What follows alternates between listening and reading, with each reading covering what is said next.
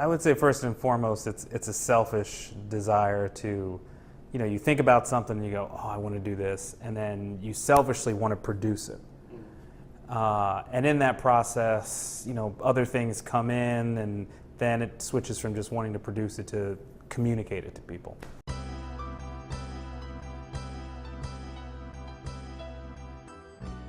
My confidence in the work, my confidence in being able to talk about the work, I didn't tell people I was an artist before I went to grad school. I identified first with my 9-to-5 job, whatever it happened to be, and then after I got to know someone over a period of time, maybe a year, then I would drop it, oh, I also do art. But I never started a sentence off with, I'm an artist. It was always, I work for the Whitney or whoever I was working for at the time. So that was the biggest thing, and I think that was one of my biggest goals when I went to graduate school, was to learn how to be confident and to talk about the work. Shoe polish, I wanted to use something that was different to represent, as opposed to just using like black oil paint. And the shoe polish has so much baggage that comes with it, blackface, African Americans polishing shoes. I wanted to use materials that were not only beautiful but had history.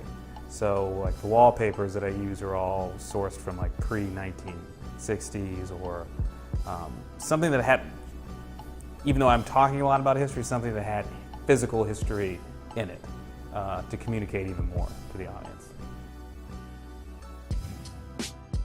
Sometimes people look at it, and because it's stuff that's not supposed to go together, their immediate reaction is that it's going to fall apart and collapse over time. And that's the one thing that I think I have to convince people of a lot.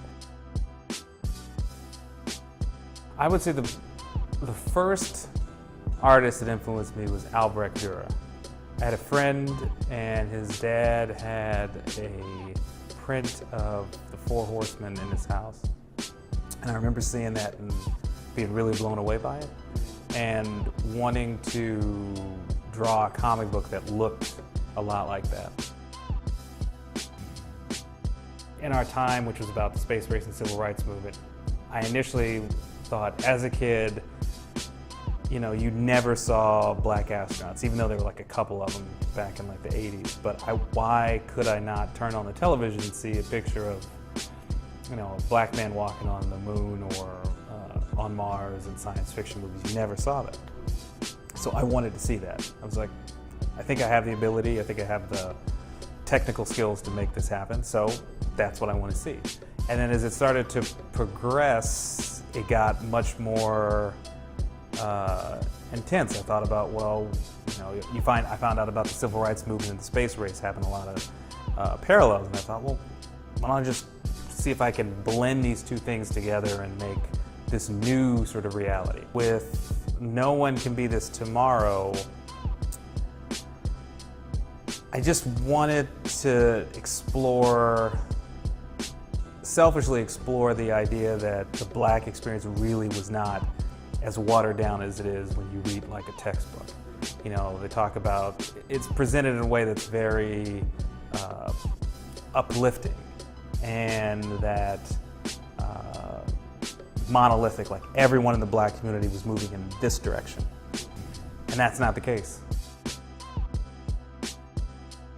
You do need a level of fearlessness. When I first started making serious work, I rarely produced images of African Americans. It was mostly images of like white individuals, because I didn't think anyone wanted to see an image of a black person. And I was terrified. I didn't think that was going to get me through the door, because all you hear about are white artists. And as you become more comfortable with yourself and you become more comfortable with your practice, you develop a level of, being comfortable. And that produces a fearlessness where you can produce what you want. And you're not afraid to talk about being, your experience as being black, or your experience of growing up in Los Angeles, or, history of, the fact that in my case, my father was, a crackhead. I wouldn't tell anybody about that, you know, for years. So if you're not in that spot, if you're not fearless, then you don't make true work. Your work is sort of catering to something else. It's not to you, and that's why you kind of need to develop and grow so you can get to that point and then really produce the work you should be producing.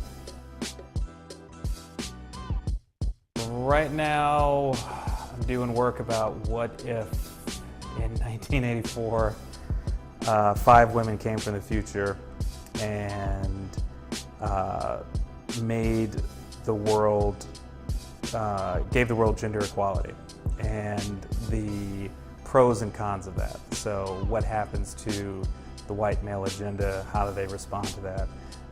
What happens to the color barrier? Do these women view the world very differently because you don't have a patriarchal system anymore? So does that balance, a white patriarchal system, does that balance things out more?